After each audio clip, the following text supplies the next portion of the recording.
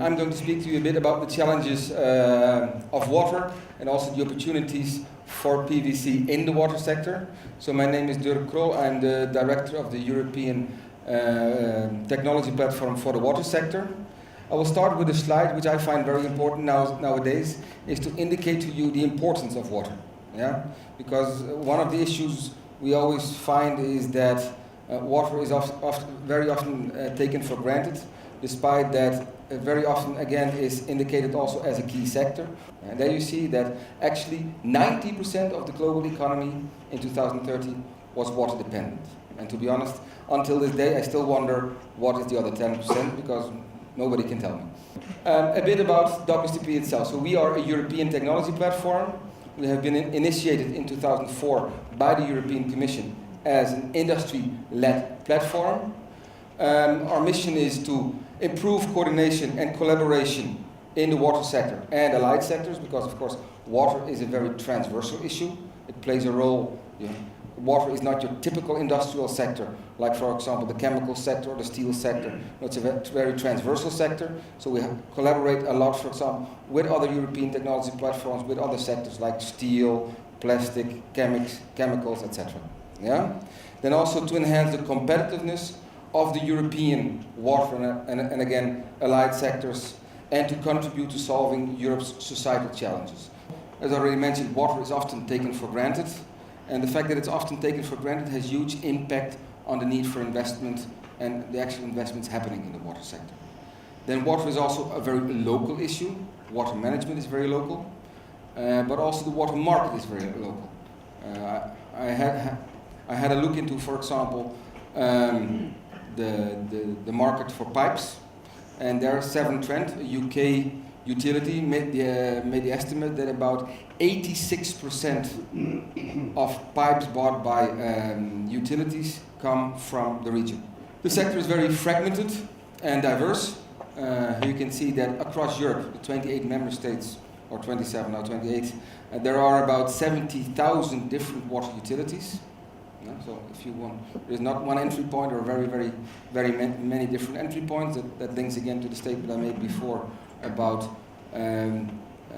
very many water utilities using local contractors. Then there are about 3,000 technology providers. You have different uses of water.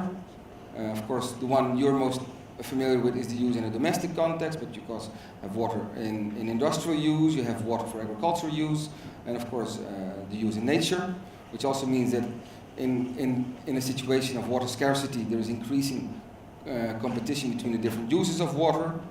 Then there are also very many stakeholders involved, and there is a high visibility, which means especially in a domestic context, water is a very highly politicized issue. Which then also brings me to the last point here, is there are different operational models. I would say the main opposition is between private management and public management of resources. People very often discuss the price of water, but not very often the value of water, which also leads to the fact that investment rate the investment rate in the sector is very low. Yeah? The EIB has made an estimate that on a yearly basis, an investment of 90 billion euros is needed to keep the water sector up and running as it should be. The actual investment figure is 50 billion. Yeah, so there is a huge discrepancy. So also huge opportunity, as we will see later on. So what are the challenges the sector is dealing with? Firstly, I think we have coping with increasing water stress, both in terms of quantity, I think, which is quite obvious. Certain countries in Europe, you may not realize, but are suffering from increasing water stress. According to some official statistics, for example, Belgium is one of the most water-stressed countries. This has to do, of course, with the number of water coming down, the availability, and the demand. But this has also huge impacts on the quality. Then we have the reduction of extreme events. Of course, on the one hand, you have droughts, but I think for you very important, there are issues around flooding. Flooding means that increasingly we will need a very resilient infrastructure. Yeah? Also very important, I think, here is the managing of aging or lacking infrastructure. Of course, in Europe, we have usually the infrastructure in place, but there are a lot of opportunities there in emerging countries where the infrastructure needs to be put in place and where these huge investment needs have to be made. Yeah? In Europe, I think most of the infrastructure was put in place in the second half of the 19th century.